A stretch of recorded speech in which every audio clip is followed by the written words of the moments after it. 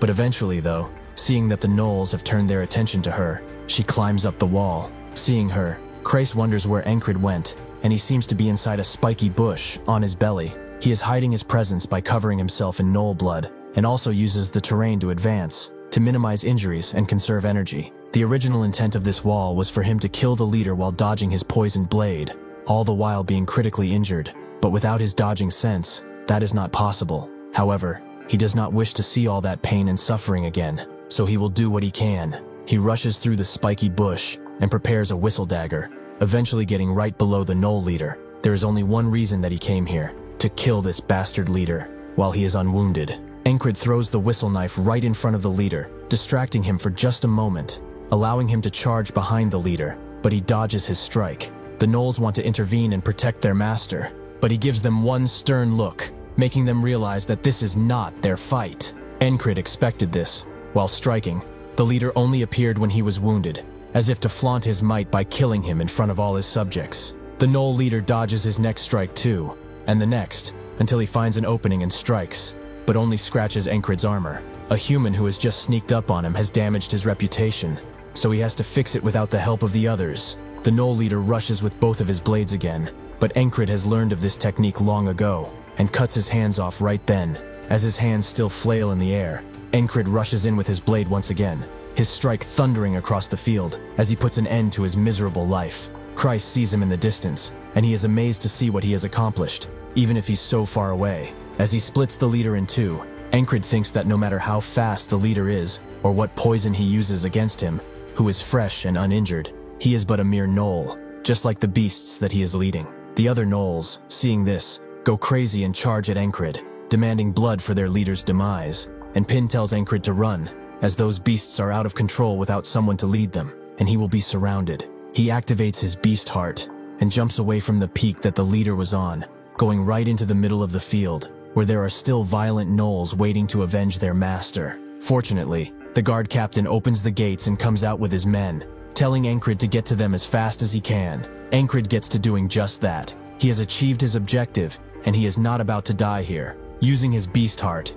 Encrid slashes through 4 gnolls at once, and he dashes in to take care of the others. But arrows fly in their heads before he can deal with them, and the guards push in, the captain telling him to go inside now. The gnolls scream and thump at the thought of letting their target get away, but as the others watch from above, Encrid gets past them and dashes through the gate. The captain calls his men of the watch away, telling them to retreat, and as the gnolls charge in, they close the gates as everyone gets inside. The people continue to throw stones, and the gnolls get driven away, seeing that they have no chance to enter. Everyone is quiet as the gnolls run away. There is only silence after this hard-fought victory, and Chryse screams out after seeing the empty plains, noting that they did it. Everyone cheers, and the captain looks at Encrid, who is now slumped on the ground. He thinks that it all happened in but a few moments. He knows their town was almost wiped out, and that he was the one who stopped it. He was sent temporarily, yet he did so much for a town that meant nothing to him. Encrid looks at him and notes that he wanted answers, right? The captain notes that he will call a doctor as he walks away,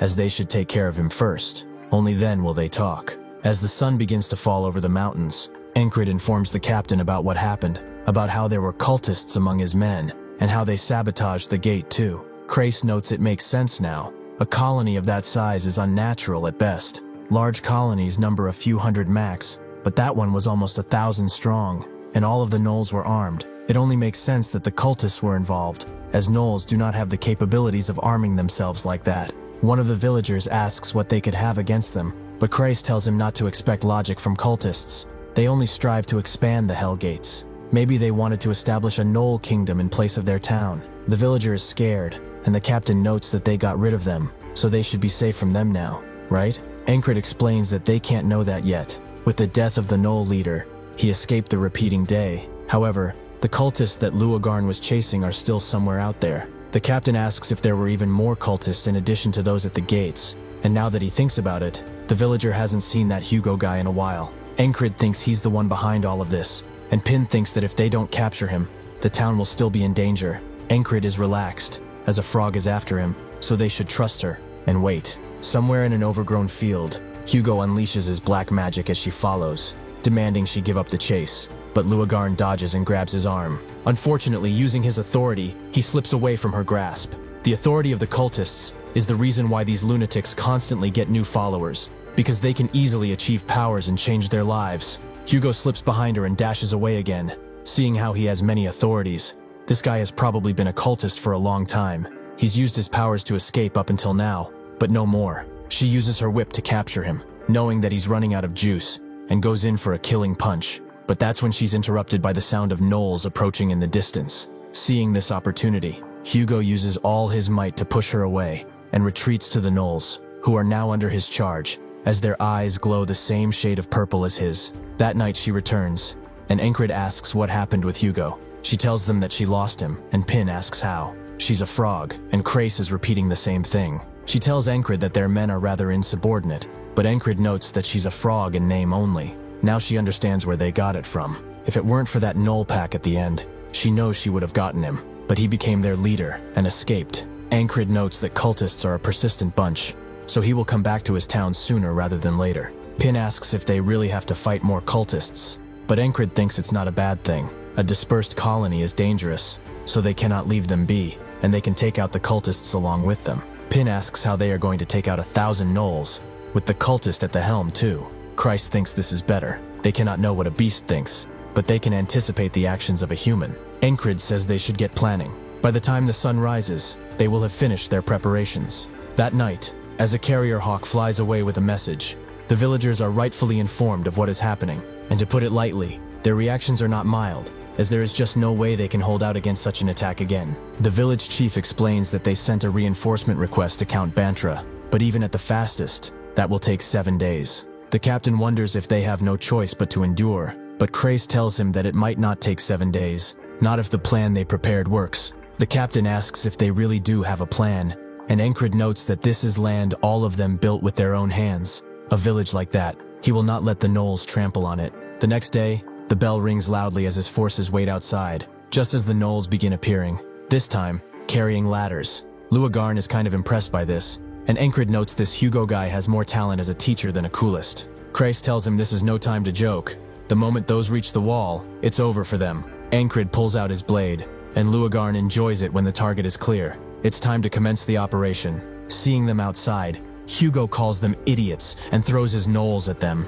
And as they charge in violently, Enkrid thinks that the premise of the plan is the same. A colony collapses only when its leader is killed. The captain said that even with the cultists dead, if they just recklessly kill the leader first, the gnolls will scatter around the area and continue threatening the village. Christ knew this already. Hunting them down one by one would be too huge a task, and nobody was going to do it. Firstly, they will drastically reduce the number of gnolls. Enkrid cuts through a few like Swiss cheese, gnolls falling on the ground one after another, before jumping above one that was holding a ladder and crushing it along with him. Hugo is surprised by his skill, and Luagarn thinks that when she was hunting this bastard yesterday, she heard Enkrid went alone and killed the gnoll leader. Honestly, she could not believe it at first. He'd fallen into stagnation not so long ago. There were no signs of growth, but even without all that, she is seeing him today, much stronger than before. With one large swipe of his blades, he eliminates tens of gnolls at once, proving his prowess is enough to change the battlefield. With that level of strength, he is almost at the stage of a junior knight. The people continue to throw arrows and rocks at the gnolls, dampening their advance, and while getting into the fight, Luagarn's heart begins to race. As she takes out one of the latter gnolls, she thinks that seeing Enkrid, the unknown that he is, makes her feel young again. As Enkrid continues cutting his way through, Hugo wonders who this madman is, how he is cutting through 100 gnolls by himself. At this rate, he will be pushed back, so he decides to fall back, but that's when he sees something strange. Luagarn is carrying Enkrid away, who seems extremely exhausted. This gives Hugo a bright idea. That night, the captain noted that even if everyone manages the gnoll packs with the squad leader at the front, how are they supposed to kill that damn cultist? Hugo will not show himself easily. He is cautious and knows how to use his head. Krace knows that, but guys like that, once they are convinced, are the ones who cannot turn back. Hugo charges in again, knowing that Enkrid is strong. As long as he is here, he cannot take the village, but he can only fight like a junior knight for a moment, and this has taken a toll on that weak body of his, so he will wear him down. 1, 2, 3, it's the 4th day, where they attack and withdraw again and again. He must be exhausted from holding back the gnoll packs, as one gnoll overwhelms him, and Luagarn is forced to help him out. It's clear that even if he tries to fight, He's useless on the battlefield. Hugo charges behind him, as he knows that a guy who cannot use his strength is an easy target. With the power of his authority, he will finish this. He summons his might, preparing a dark and ominous blast. But that's when Enkrid turns around and cuts his hand clear off, taking him by complete surprise. Enkrid notes that acting really is hard. He is not built for it. Crace says that first, they showed overwhelming force and instilled the idea that the gnolls alone cannot stop Enkrid, then deliberately showed their belly, their weak side. A cautious guy like that, to be sure of victory, will use the gnoll packs to wear down Enkrid, and thanks to that, most of the gnolls are dealt with. Finally, the moment the cultist showed himself, he fell into their trap. Hug calls him a vermin. How dare he trick him? Enkrid notes that the one fooled is at fault, so should he be more ashamed of himself? The guards immediately aim at Hugo, at the behest of their commander, and Luagarn notes that he shouldn't even try to escape. Hugo damns it all. As these lunatics are far more powerful than he anticipated, he was completely off guard. Well, this is it. His reason to create a new Holy Land. He points at them with his remaining hand and notes that this is not over. He will sacrifice his life to fulfill his purpose for the Devil's Gate. As he says this, a dark aura permeates around him, and Luagarn tells Enkrid to be careful, as what he is seeing now is a summon. Hugo calls out the beast behind him, the dog of Huorin, telling him to rip them apart. The beast immediately lunges at them, its eyes and maw glowing as it goes for Luagarn, who dodges and whips its head off, but it seemingly regenerates without issue. Now she understands that it's visible, yet she has a body that is not really physical. This cultist has just summoned an evil spirit. Her whip begins to glow a humming blue as she explains that physical strikes don't do anything against evil spirits. As Enkrid wonders if that whip is a magic tool, the beast charges in once again, just as Luagarn says that she has chased cultists for a really long time, so she is prepared for situations like this. She catches the beast's arm in her whip and rips it off, but this time, due to the magic residue, it does not regenerate. Hugo doesn't really care about the dog of Huorin, as it's only meant to be a distraction. The real threat lies within his next summon. He uses that same dark energy on his arm, which begins to grow as the dark mana shapes it. This summon strikes and disappears, and always splits the heart open. The arm of the warrior, a towering amalgamation created only from his arm. However, this summon has taken a toll on him, as he coughs up blood, his body not being able to handle two summons at the same time. Even so, this was clearly what he should have done. As the arm lunges toward Enkrid, who is unbeknownst to it, he only notices just after the blade begins falling on him, and Luagarn tells him to dodge. Hugo thinks that it's far too late. He smiles, as the spirit will pass through all things to hit its target. As long as he takes out this bastard, it's his win. Seeing as he cannot hope to dodge, Enkrid lunges forward with his blade, preparing to clash it against the summon, but Esther doesn't seem at all scared, and sure enough, his blade glows the same humming blue as Luagarn's whip, as it slashes the summon apart. The two are left completely stunned, and Enkrid is just as surprised to see his weapon glowing. Esther thinks that he always does stupid stuff, so she thought he would be in danger while fighting that cultist. For this reason, she took the liberty of imbuing some mana on his blade, as a gift. Hugo is really mad now, and demands to know what that sword is, and Enkrid sighs with a dramatic pause, noting that he doesn't know either. Hugo can't believe how stupid he is, but that's when his heart aches, forcing him to his knees. He clutches his chest tightly, thinking that the effect of destroying the spell is taking a heavy toll on his heart.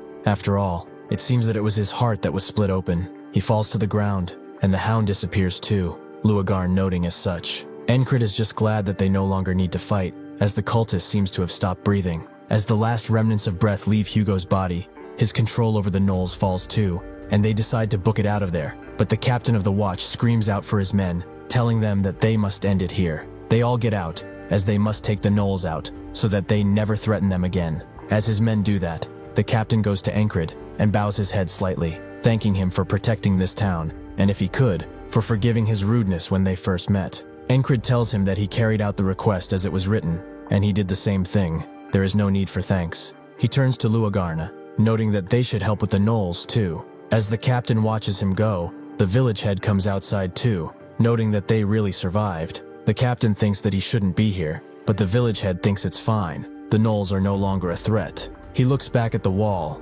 noting that it took quite a beating. The captain smiles, noting that this wall was just a first rendition. They must build a proper wall to grow as a proper city. As the others finish off the fight, the village head suggests that since they're going to build a new wall, how about they should give it a name? The captain likes that name. He can't think of any better one. He is also sure that the townsfolk will agree that the wall shall be named after the hero who protected this town. It will be called Enkrid's Wall. The warriors cheer as he finishes off the last knoll and raises his blade, signaling that this is truly over. That night, naturally, a celebration is in order. People clash their drinks against each other, and everyone is partaking, mostly the villagers and watch members. Pin finds it funny. They apparently were throwing this feast for the heroes that saved their town, but they are enjoying the feast just as much. Encrid says that a wave of them came to say hello, and that's enough for him. Crace asks what this mountain of food on the table is for, and Encrid explains that each person who came brought something, saying that theirs was the best.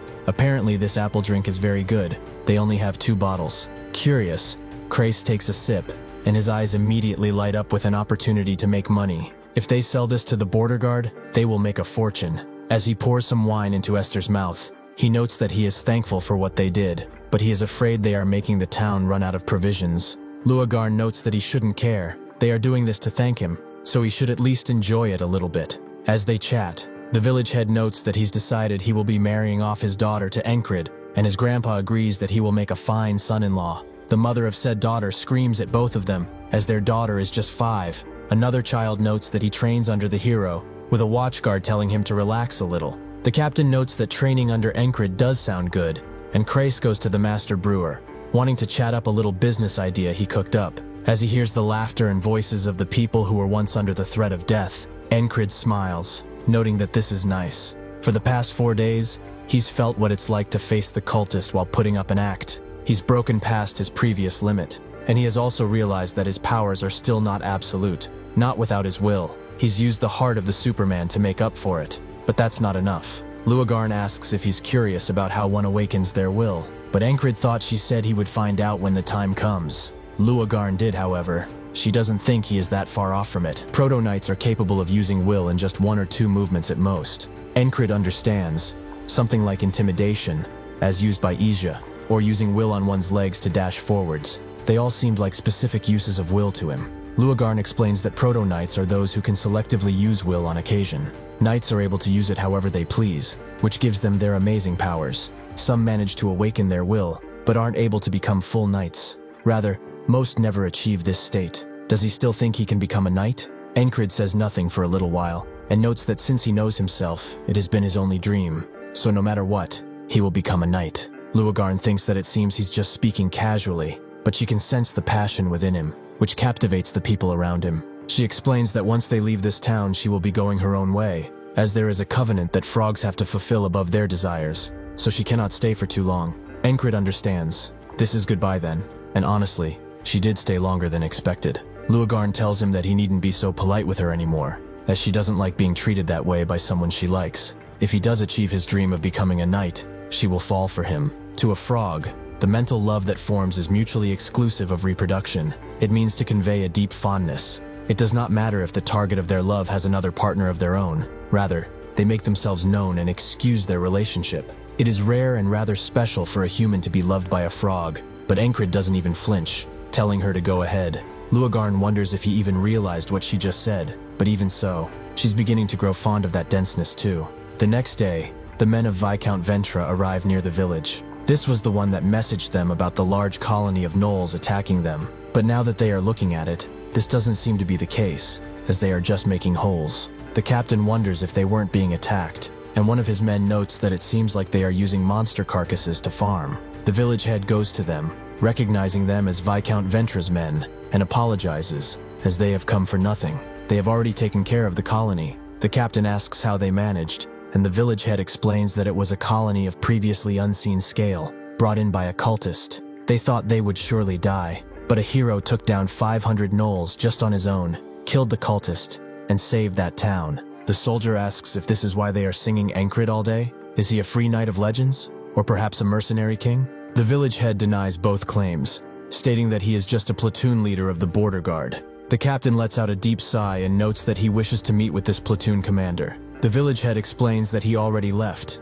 He said taking care of the colony was his mission. So with that done, he left. With that, the captain reels his men in and leave. But one of them wonders if what that villager said is true. To take 500 gnolls down is certainly a feat. The captain believes it was an exaggeration, that The townsfolk are the only ones who can prove his deeds, but people's memories are not that great, and unreliable when in a state of panic. They can't tell for sure, since they've already buried the bodies, but he's sure they are just making a fuss over 50 gnolls, at most. He is sure that he did save the town from ruin, but he also seems to be a bastard who is desperately trying to inflate his reputation. If they come across him, they will need to teach him some manners. As they walk, Krace holds out the map, noting that finally, it's time to be paid for their efforts. Pin really wonders what this treasure is, since they took such a detour. Enkrid asks Luagarn if she will be leaving, making Krace's ears perk up, as he doesn't have to share the treasure with her anymore. Unfortunately, that dream is shattered, as she states that since she helped translate that map, she would like to see it dug up too. As he sulks, Pin asks what's wrong with him, and Luagarn notes that he previously said the treasure is a day's worth of walking from the town, right? Even if the traps are old and non-functioning, it would be troublesome if they are still working. Krace tells her that this is the problem with newbie treasure hunters like them. Enkrid notes that he's just as new as them, but he notes that they should just trust and follow him, as he will show them some proper treasure hunting techniques. As they walk, Krace explains that 100 years since Dolph's treasure dungeon was created, the reassured hunters have all thought this since then. They want the treasure to be easy, and they want to be rich without trying at all. Encrid notes that it's a little materialistic, but Krace ignores him. He pushes a rock, as there's something under it according to the map, and sure enough, a hidden staircase is revealed. As he looks at the map to see what he needs to do next, Pin asks why he is not going through the entrance instead. Krace explains that this is a technique developed by the thinking treasure hunter, which allows one to go directly into the treasure room, past the entrance. It's called backdooring, a poor choice of name, honestly. He begins digging up, claiming that it's super efficient, allowing the complete bypass of traps. Encrid tells him that this is just a cheap trick, but Krace notes that it makes it faster, which it really doesn't. Pin also believes that they are just making this more difficult than it has to be, as Encrid takes charge of digging with Esther, but he notes that cheap tricks work sometimes. As the sun sets, Luagarn notes that it would be better to stay the night underground, but eventually they make a hole through the tunnel, allowing Krace to see bits and pieces of treasure. Pin tells him to let her check it out first, since she is the ranger. Pin slowly descends with a rope tied to herself, and begins walking toward the treasure room, seemingly finding no traps. She tells them they can come inside, and they rush in, Krace asking for traps, but there don't seem to be any. Rangers are able to identify most traps. They need to be enchanted for her not to see them. Luagarn thinks that would be excessive even for one ancient rich man, and Krace gets to picking the lock.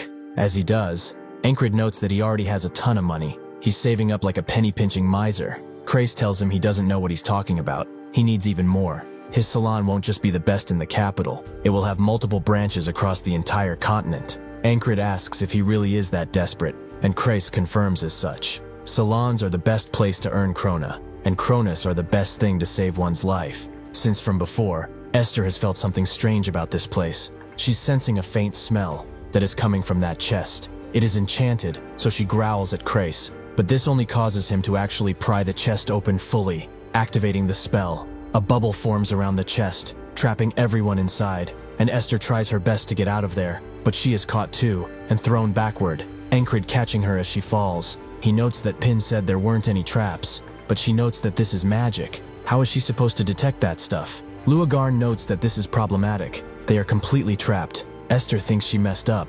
The trap was too old, so the smell was very faint. Meanwhile, Encrid asks if she's alright. She goes to the end of the trap and thinks that it's not one that difficult to break, but to gather enough strength to disable it, she needs 2 days. Krace also finds that the chest contains no gold. It's completely and utterly empty. Pin sees that it's not exactly empty, as there is a note inside. She picks it up and begins to read it. Only those who find the treasure can leave, and to those who got here through backpaving, too bad, as this is the only trap in this dungeon. Pin notes that his little trick was for nothing, and Krace becomes increasingly annoyed, as this chest is empty. What treasure are they supposed to find here? Encrid points to the sword, noting that there is a treasure. The edge was lost to time, but the steel is good. That right there is a good sword. Krace goes to it, and notes that it seems to be a piece of junk, but whatever. Since it's the only thing here, might as well. As soon as he grips it though, he is transported somewhere else, and as he looks around, a figure pops up, aiming to take his life.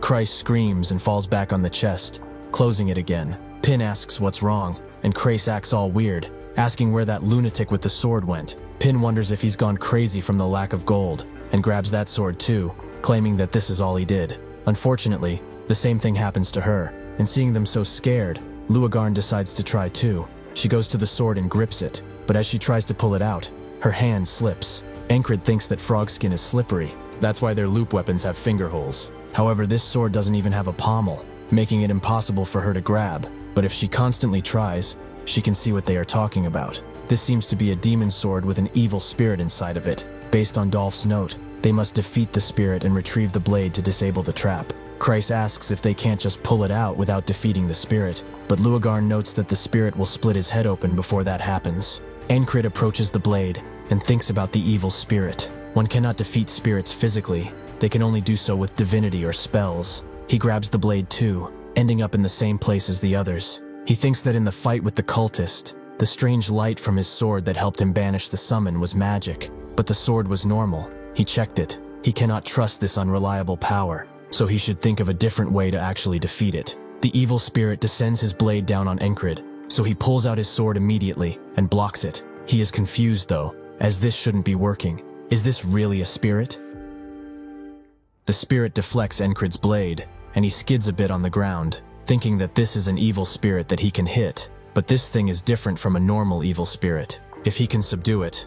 Before he can finish that train of thought, the spirit charges in again, and he tries to use the heart of the superhuman, but it doesn't seem to be working. The spirit lunges his blade at Encrid, but he deflects it, causing an opening, and charges in with his thunderous blade. However, the spirit uses his momentum to go under his strike, predicting his movements, and allowing him to go behind, where he can cut off Encrid's head with ease. With that, he is taken out of the spirit's realm. Kreis is wondering if he is alright, and Pin sees that he is sweating profusely. Encrid puts a hand on his neck. It hurts from the beheading. He definitely died to that spirit just now, but why didn't he return to today? He asks how much time passed, and Kreis thinks it was about 5 seconds maybe. Encrid thinks that he fought for over 20 seconds there, so the flow of time is different too. One is in a completely different space when they hold the sword. He explains that he just died in front of the spirit, scaring Kreis and Pin, who wonder if he is the spirit now, but Encrid just kind of stares at them. Luagarn approaches and notes that he seems fine, which probably means that what happens there does not affect his body. Did he see anything weird? Encrid explains that he crossed swords with the spirit, but it seemed to read all his movements. It was a skilled user of the righteous sword. At least it uses swordplay. Then it can only be one thing. This isn't any ordinary demon sword. This sword was a tutor in the past. A genius mage used a spell to lock a person into a sword as a spirit to train the future generations. However, the mage didn't understand humans, and the person now locked in the sword had his mind and soul split, only capable of thinking about passing on his skills. It is basically a lesson that never ends, no matter how many times the holder of this sword dies. Only when one fully learns what the two tutors have to teach, and surpasses the tutors themselves, will they be free. Basically, the treasure that Dolph spoke of is a sword technique. Luagarn tells him to give this one up. A human mind cannot handle the pain of repeated death. He will become an unredeemable lunatic. Encrid is a bit hurt at those words, considering he's been doing that for a while now. Kreis thinks that it's all his fault, and he sinks to his knees, and Pin wonders if this barrier will weaken in time. Luagarn notes that she would have done it if the sword had a proper grip, and Kreis tries to take responsibility, but Encrid just shuts them all up by going back to the sword, and noting that he will just do it. Before he can grab the sword, Luagarn stops him. She knows he has determination, but does he think this is a joke? She does not wish to lose her future lover so easily. Encrid just looks at her, and notes that he can do it. Seeing this, Luagarn lets go, and Encrid arrives back in the spirit's realm, who immediately attacks him, but he dodges the strike. He admits he has rather spirited greeting. Okay? Did he wait for him too? Encrid unsheathes his sword and thinks that his skills and sixth sense concentrated on a single point won't work anymore. He can only count on his sword skill here. He clashes the blade with the spirit and begins pushing him back. Even if he dies, he wakes up in the real world, and he doesn't waste any time by returning to today. This is a lesson that he can attempt again and again. The spirit lunges forward, cutting his ear, but Encrid just smiles, as this is extremely efficient. There is nothing easier for him than dying repeatedly. This tutor is the best possible gift he could ever receive. The others watch as he attempts to subdue the spirit, Luagarn calling him a fool. Even clerics who serve the god of patience and suffering fail 9 times out of 10. Pin wonders if they really have to do this to escape the trap. Maybe he'll take it all on himself to spare their minds. Suddenly, Encrid lets go, and thinks, The sword play that took his arm at that end was amazing. The tutor moved like this. No, it wasn't that. It was this. Well, he's just going to see it again. He thinks he's getting the hang of it after all. This puts everyone's minds at ease. Christ thinking that they aren't called the lunatics for nothing, and Pin noting that he didn't even think one could get any crazier. But alas, he likes to subvert expectations. Even so, Luagarn doesn't understand. Does it not hurt? She can't even imagine how many times he'd have to die to beat this. Encrid says that it's not real death, and does pain really matter? She is impressed. It really doesn't seem to be bothering him. Rather, it almost seems like he is enjoying himself. He explains that no matter how much it hurts, he will learn what he can. That's what slow learners must do after all. Luagarn sighs, as he is a complete and utter lunatic, but she will help him. What he wants is footwork. What he just tried to do requires his right foot to be more forward.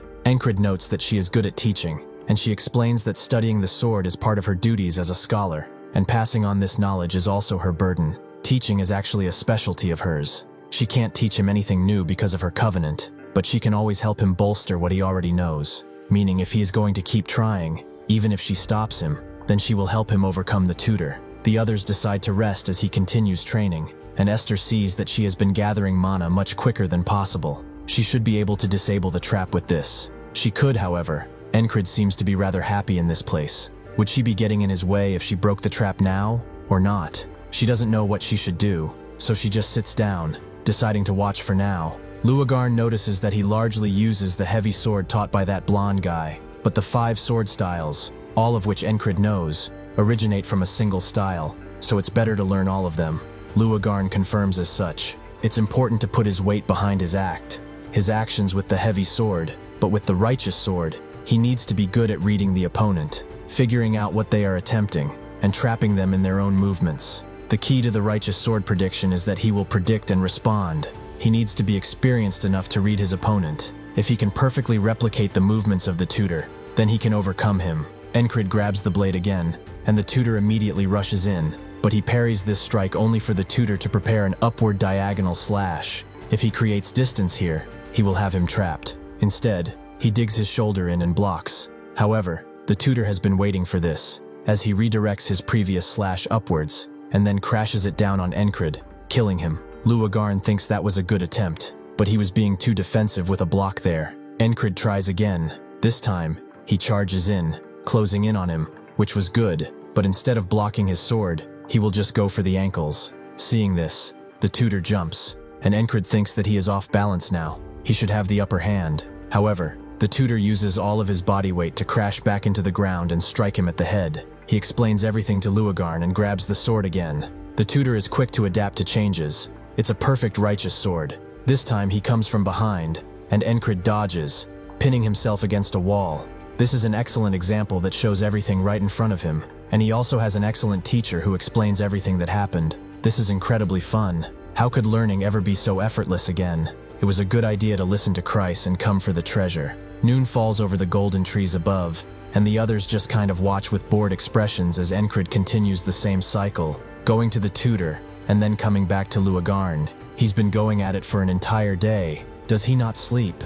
Christ thinks that he really is extremely insane, and Pin guesses that he loses all interest when there is no treasure involved. Christ wonders what he's supposed to do with something he can't sell. He doesn't get why he's so obsessed with becoming stronger. Pin does actually. Those who can go forward will not be bound by limits set by others. She realizes now, while watching him, that Luagarn thinks so too. He has a strong will that doesn't falter, no matter how painful. He has died at least 100 times while fighting the tutor. But is that why he's improved so much? All of the movements he's seen while fighting the tutor, he has been able to perfectly replicate them in time. She determined Encrid's limits with her own eyes. This speed at which he is learning isn't possible for him. So what is going on? Why is he evolving so much? Encrid thinks that when he used the dodging sense against the gnolls, he had to figure out what he couldn't understand by learning through death. Once his body got used to the skill, he began to understand, and that allowed him to utilize the skill even better. Gifted people who can quickly and easily learn skills. He is now beginning to show talent just like them. Luagarn is honest. His fortitude surpasses that of humans. It's honestly pretty frightening. Christ thinks that an evil spirit possessed him, and Pin supposes they will visit a temple when they return. Luagarn, though, notes that this is enough training. Now he will go and beat that tutor. He grabs the sword again, but this time the tutor doesn't move. He wonders why it's standing there. He should attack like he always does, right? Suddenly, though, the tutor speaks.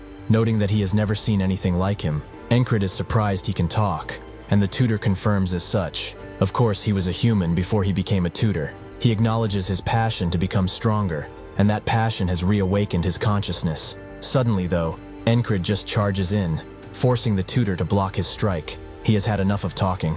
He just wants to fight more. Enkrid thinks that he's gotten to know the tutor's ways after fighting him hundreds of times. He sees that he is going for a stab in the chest, but at that angle, he is going for his head, right? Sure enough, he does. Enkrid simply deflects his blade and notes that he knows all his tricks. Now he will be playing by his rules. As he charges in, the tutor says that he is impressive and smashes the hilt of his sword into Enkrid's blade, forcing Enkrid to swing it back. His sword has become much more elaborate since they began. The way he reads the fight and the way he handles the sword like this, they cannot get much better. Enkrid unleashes a wide slash, making the tutor crouch down and note that he still has a lot of gaps. Enkrid was expecting him to do this. Those gaps, those things he considers weaknesses, are his trap. He sidesteps the tutor's strike and unleashes one of his own, actually managing to damage the tutor. This causes him to stumble back, and before he can get up, Enkrid smashes his blade into the ground with his foot and holds the sword at his head. He has served him well. With that, he smashes his blade into the tutor's opening, taking him out, ending the fight, and overcoming him completely. Enkrid wonders how much stronger he is now. Well, to know for certain, he will need to return soon and fight all of them just like they've done before. Before he can leave, though, the tutor comes out of the armor and thanks him. Before he lost his mind, after becoming the tutor, it was his dream to piece together the lost sword technique of his family. He studied until he died. Enkrid asks how long this will take, as he is taking too long, and turns around, making the tutor note that it will take around a minute. Enkrid tells him to keep it short, so the tutor sighs and sits down. He recovered his mind during the fight against him, and he completed the sword technique. His long-awaited dream has come true, and that sword technique has been transferred to him in its entirety. It is the end. It was pretty scary seeing him come back again and again, smiling like that, so he hopes he never has to see him again, at least for like 2 lifetimes. Enkrid is a bit annoyed, as he was the one killing him all this time, and with this, the barrier begins to dissipate. Luagarn asks if he's done it, and Enkrid confirms as such. The human in this tutor is gone. This is now just a regular sword. Kreis is glad that they can live, and Pin notes that it's the middle of the night, so why don't they just camp here? As they continue talking, Esther looks at Enkrid. How did he do it? As they all sleep, Esther approaches Enkrid and licks him on the face, sending him into her realm. He recognizes this flower bed. It is pretty familiar. Esther approaches him, noting that he purified the tutor through brute force, without any spells to help him. No magician could achieve something like that. Enkrid looks at her and asks if that really is that big of a deal. Esther is a bit annoyed. He doesn't even understand what he has done. She was able to preserve her powers thanks to him.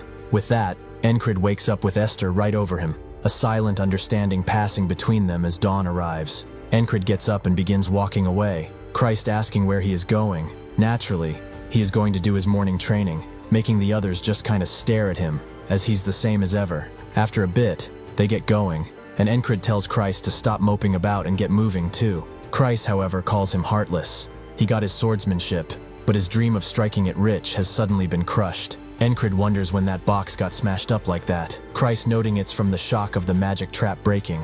However, upon closer inspection, he sees something glistening. He breaks off the chest entirely, and, below it, finds a pile of ancient gold coins. He takes most of them, guessing that Dolph really wasn't a terrible person after all. He shared it with the others too, Luagarn, thinking that she doesn't need any money, and before Christ can tell her to give it here, Encrid tells her to take it, as it's only right to divide the loot fairly. Christ notes that he says that, but he also took an extra item. Since it's the tutor, it would fetch a high price if he sold it. He's not going to sell it though, is he? Encrid confirms as such, but Christ wonders why he won't sell it, because he's a lunatic obsessed with swords, and Christ is a lunatic obsessed with money. The sword he was using got damaged while fighting the Null Horde too, so this looks pretty usable if he polishes it up. After coming to a crossroads, Luagarn notes that she'll be taking her leave now, and they all waver away. But before she fully leaves, she stomps her foot on the ground, catching Encrid's attention. She asks if his goal is to become a knight. Does it really have to be for this country?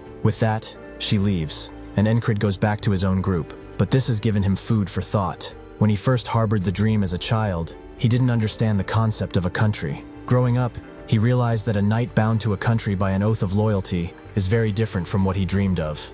Is there perhaps another path? Back at the camp, naturally, Ragna and Rem are having a fight, but it doesn't stop just there, as Ragna trains with Auden too, and Jackson with Rem as well. They are fighting from dawn until dusk. The others think that they are total monsters. They are too scared to even go into the training grounds at this point. Thus they lose their spirit. What's the point of even trying? They won't stand a chance against guys like that. Paul, however, thinks that they have no determination. This was such an incredible fight. He can find even more things to learn from it. Paul had just started to find training fun, and was reborn as a highly motivated soldier. Suddenly though, Auden grabs Rem by his foot and throws him into the tree next to the one Paul was using as cover, making him lose his motivation real quick. At the same time, the company commander goes to Marcus with a suggestion to build a training ground exclusively for the lunatics. He has heard the rumors going around the unit. They say the soldiers are losing their motivation after watching those guys spar. Separating them entirely is a viable option, so they will proceed with it. By the way, the rumors also said that she's been joining in on the fights. Is that true? Sure enough, the company commander has been fighting with them too. Confusing Rem. Aren't company commanders supposed to be busy? Is it really okay for her to be here playing with them? The company commander explained that, based on what she's seen thus far, if her fiancé has been quiet for a while, he'll always show her something surprising afterwards, and just being on the receiving end isn't the duty of a lover after all. It's about time he returned, and Rem simply can't wait. If he comes back with nothing to show for it, he will beat him half to death. That night, Encrid returns, and he immediately reports to Marcus, explaining that they've all come back, and that Luagarn has returned to her post. Marcus confirms as such. He received advance notice that the request was completed safely. However, he has received conflicting reports. The Pioneer Village claims they are heroes who defeated a cultist and slaughtered 1,000 gnolls, and the other is from the commander of Viscount Ventra's forces. He told him to warn him not to make exaggerated claims of merit over a mere 50 gnolls. So which one is the truth? He wants to hear it from his mouth. Encrid stays silent for a bit, and tells him to believe whatever he wants to believe. What power do the words of a mere platoon commander hold after all? If it's someone of the battalion commander's level, he probably already knows the answer, right? Marcus smiles and explains that as of this moment, the independent platoon has been promoted to a company, so he will continue to fulfill his duty as company commander. Encrid is a bit confused though, as his company doesn't have 10 members. This doesn't seem to make any sense. Marcus explains that he is the one in charge of this city, so it makes perfect sense. He wants him to love this city just as he does. Eventually he goes back to the others, and Kreis asks if he heard they said a training ground has been built exclusively for their platoon. Encrid notes that they're a company now, and Rem asks how the mission was. Heard he was flying around out there. As Kreis wonders what he means by company, the others swarm him with a bunch of questions, which makes Encrid smile. Rem asks what's so funny, but he says nothing. He thinks that even if he returned to his hometown, where he was born, he wouldn't be able to feel this way. He looks at all of them and wonders if they should spar. Kreis notes that they haven't even unpacked yet, but Ragna agrees, and Auden notes that he must be confident. Rem, however, says that this is exactly what he wanted to hear. He wants to see just how fun he has become. Naturally, Encrid and Rem are the first to fight, as at some point Rem became the standard for his strength. Is he weaker than Rem? Are they equal? Or is he stronger? Where does he stand now? The others watch as the fight begins. Encrid begins with a wide slash, which Rem simply blocks. However, he seems to be pushing pretty hard. It seems he's coming strong from the start, huh? Encrid knows that if he doesn't take him seriously, he will be getting pushed back. Rem appreciates this confidence, so he wants to see what he's got. He throws away Encrid's blade and strikes with an overhead, which Encrid deflects. They begin unleashing a flurry of blows at each other, the steel creating a show of sparks, before Encrid raises his sword up and crashes it into Rem, who catches it with his axes and lets it fall right beside him. Auden sees that this is some excellent physical strength, even if it's thanks to using the barbarian's technique. His stamina to support it has vastly improved. Jackson also sees coordination. He definitely hadn't mastered his dodging sense before, so when did he get to be so proficient at it? Ragna also sees that he is using the righteous sword technique, and he didn't just learn it half-baked either. He is blending it with the heavy sword technique, using the swordplay in a natural sequence. Encrid raises his blade up and crashes it hard into Rem, causing him to stumble backward. His rhythm isn't breaking. Before, he gave him enough amusement to just play around with him, but now he is surging with excitement and bloodlust. It's to the point where he has to risk half of his life. They continue clashing, but Rem is a little scared now. If he can't stop himself, this won't end in just a spar, but he wants more, and Encrid does too. They begin cutting each other again and again until they can both risk their lives. However, Encrid seems to overheat, and he cannot hope to dodge or block the incoming strike. Rem is confused. He thought it could go harder than this. He can't pull his axe back now, before the attack can do anything. Ragna smashes through the axe, making it splinter all around, and the others pull him back, barely saving Encrid. Jackson asks if he's trying to kill him as soon as he sees him, and Rem is annoyed. Why the hell? Are they stepping in? He would have certainly stopped cleanly by now. Auden also kind of understands why he couldn't stop himself, and Ragna is surprised too. He had begun growing steadily, but before they knew it, he had caught right up to them. Far too much. Why doesn't he just rest? Encrid thinks that it's too early for him to collapse like this. So who is next? All three of them say they are at once, and Encrid just tells them to decide, as it doesn't have all night. Rem, however, is confused. When did he get this far? On the day he first met him, he couldn't even imagine something like this. On that day, he was picking fights with people. He was already a prominent member of the Reject Squad, and he was doing this out of sheer boredom, not out of some sort of sadism. However, Encrid came to stop him, making Rem ask who he was. Every bastard who came as their squad leader up until then was a complete, half-witted idiot. One of them was an old guy who demanded respect, but Ragna just smashed him with the hilt of his sword, and he quit instantly. Another who seemed very adamant to charge in got killed instantly in his first fight. The last one before Encrid was really confident in his fighting skills up until Auden broke him completely, which caused them to be all extremely bored. Rem wondered, did every single one of those idiots get their brains roasted or something? Who do they think they are, barking orders at them? Christ told him that they just want to make a name for themselves. They might be rejects, but since they're capable, wouldn't it be an accomplishment if one could manage them? Rem thinks that they are just bastards with wild dreams. He figured the new guy, Encrid, wouldn't be any different. He'd just be another idiot barking orders without knowing his place. At one point though, as Rem was fighting an unwilling opponent, another squad leader came and asked what he was doing.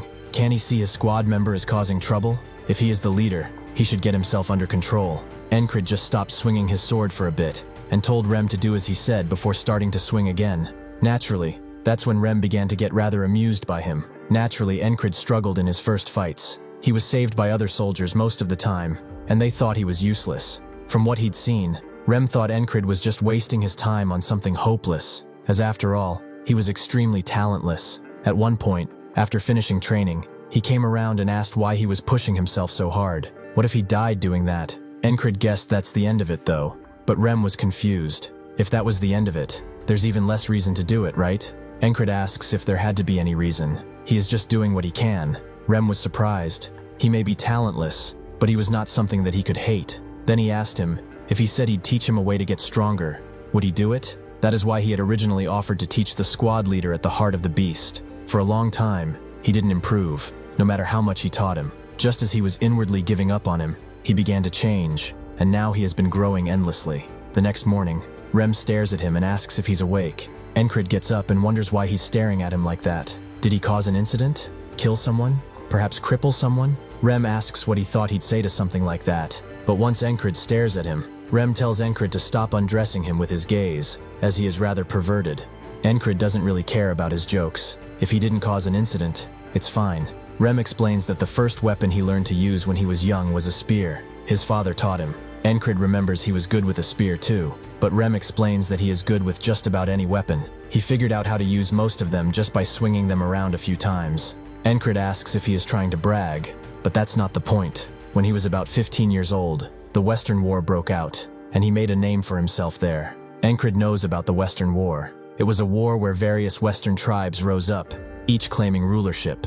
It also came to be called the War for the Throne. After a long fight, one tribe emerged victorious, but the casualties from the war were severe because the entire West had been devastated. It ultimately met its end when it was subjugated by the Empire. Rem made a name for himself in the war at just 15. At that age, he was barely struggling to survive in a mercenary corps. The gap in talent meant that not even time passed fairly for Encrid. Even so, that doesn't matter now. Rem gets to his point, as he wanted to ask something. Does he still intend to become a knight? Encrid confirms as such. He never intended to give up on it in the first place. After a bit of silence, Rem explains that he will become a knight too. He's probably wondering why he'd say that now. Will he laugh it off, or ask if he's out of his mind? However, Encrid says none of those things. He just agrees and notes that he should. Rem is surprised and smiles, following him outside for a spar. For this fun to continue, He cannot let him pass him by. These mainland bastards think there's only one way to become a knight, but the reality is different. There are beings like knights in the West too, named after an old legend called the warrior who pioneered the continent. They are called warriors. As such, he was the best among those candidates until he left the West, that is. Perhaps he should go back and find what he left behind. In a very clean-looking place, the bishop walks around, but suddenly he is stopped by a priest who has been running in the hallway. He apologizes for doing as such, but it's urgent. He explains that they failed to capture the frontier village, all because of one platoon commander. The bishop is a bit iffy. Are they certain it's not a member of the Knight Order? The priest confirms as such. In the first place, Noria is in no position to operate a Knight Order privately, which is exactly why they targeted her. The bishop thinks that they've dealt with external enemies, starting from Aspen, along with hordes of monsters swarming from the demonic realm. Internally, there was a conflict between the royalist faction and the noble faction too. The few knights they have are struggling just to prevent major incidents. The current Noria kingdom is a kingdom that is the very embodiment of chaos. They poured so many resources and capital into expanding that Null horde too. If they had captured the frontier village and turned it into a demonic realm, it could have become a holy land. By bringing Noria under the teachings of their cult, it was supposed to be an important foothold from which they would continue their holy mission.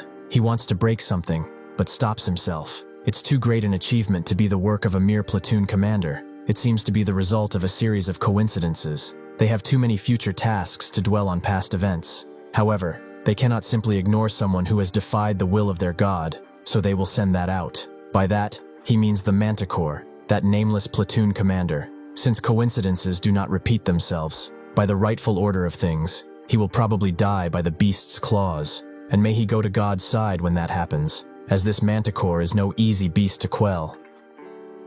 Thank you for watching. See you next time.